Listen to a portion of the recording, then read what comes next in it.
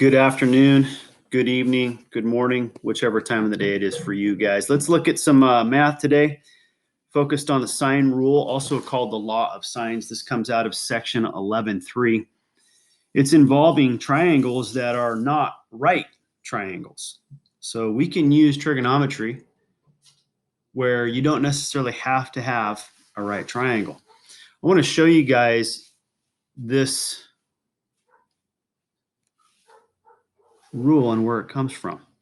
So let's make some drawings in here. So we have, first of all, let's go ahead and name this thing. We're going to call this thing triangle ABC.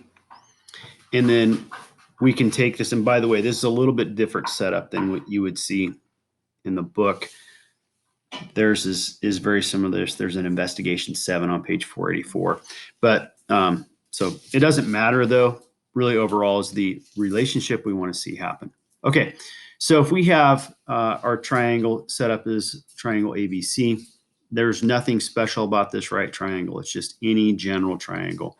We're going to let opposite sides be the lowercase of each of these variables, which is pretty standard. That's standard to what we do in geometry. So then what we do is we drop down the height of this triangle. And that's created by that segment from, this would be vertex A to its opposite side, so that it's perpendicular. We're going to let that height be called H. And now this allows for us to use some trigonometry to set up this relationship. So here's what we know. What we know is from angle C, let's say, that the sine of C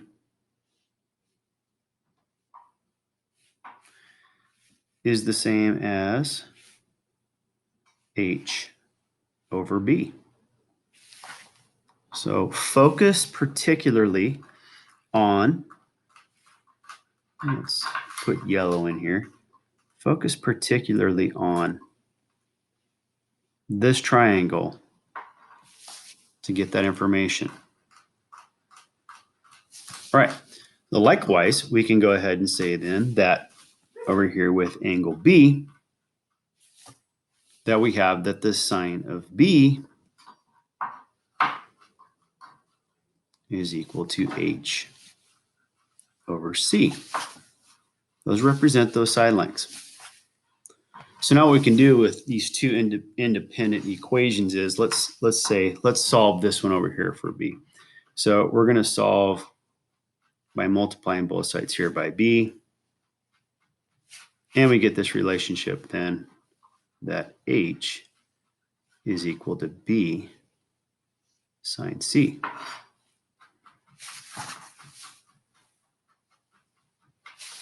And then over here we have, let's do a little bit different color. Let's use red this way.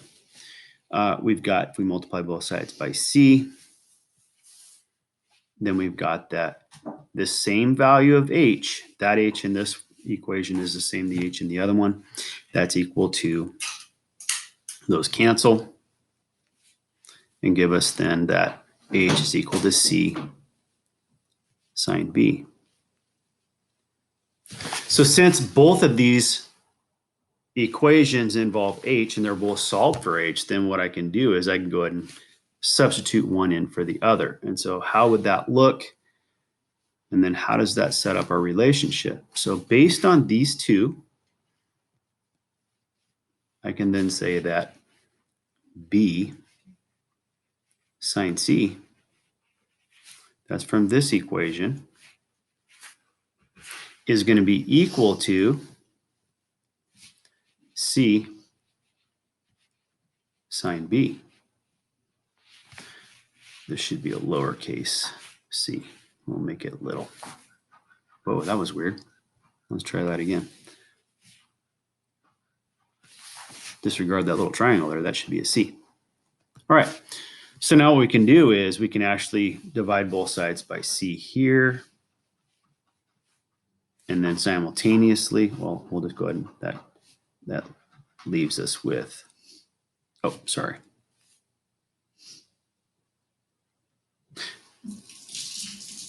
sorry, let's divide this side by C. And then we have sine B is equal to B times sine C over C. All right. Sorry for the pause there. All of a sudden I faked myself out. All right, so then we have this. We have B sine angle C all over C is equal to the sine of B. And now I can divide the left side by B and the right side by B. That cancels over there. And then that creates this nice relationship of sine C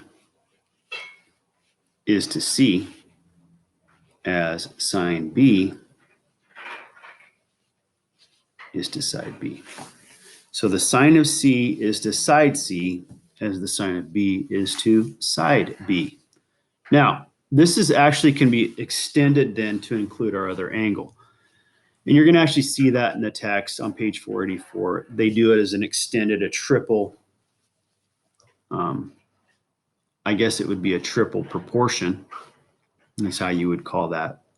But really, you're only going to use in a triangle, you're going to only set up two of the sides where you're going to be given information so that it's involved two sides in an angle or two angles of a side. So you'll see how that plays out. I'll give you more specifics with that here in a second in terms of an example, and we'll set that up.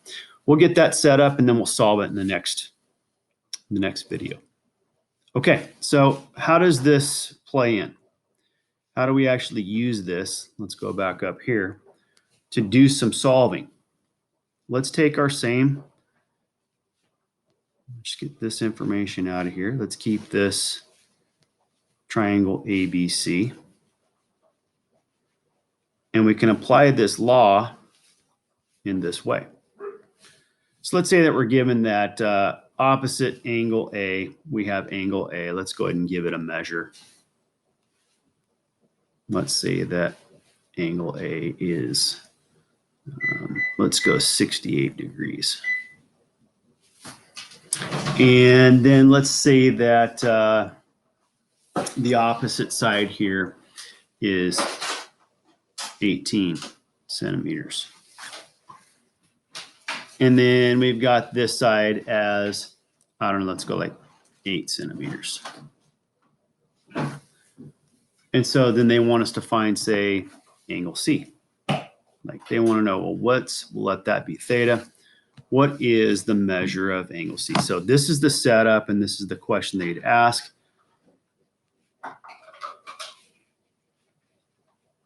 What is the measure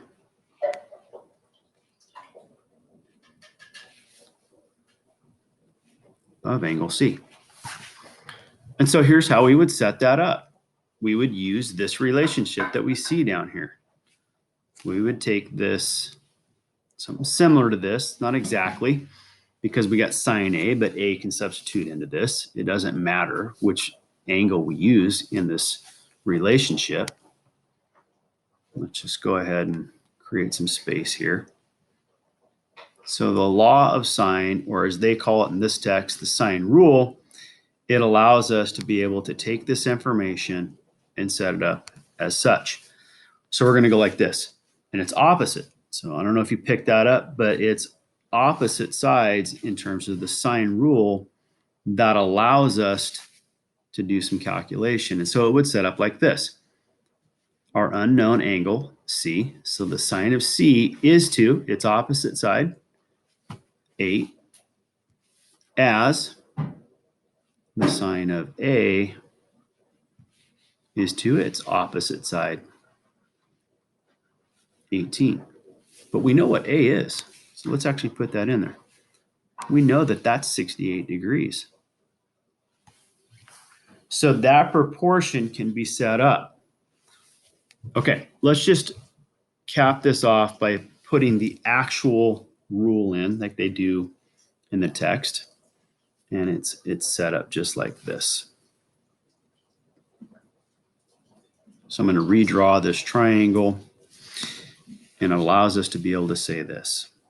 Given any triangle ABC, where its opposite sides are little a, little b, and little c, it allows us to say that the sine of A is to its opposite side A as the sine of B is to its opposite side little b as the sine of C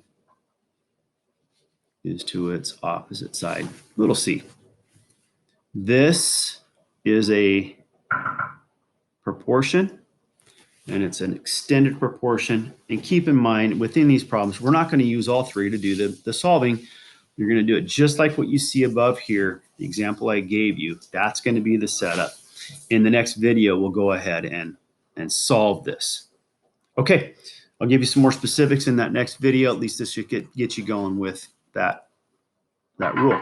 Okay, see you in the next video.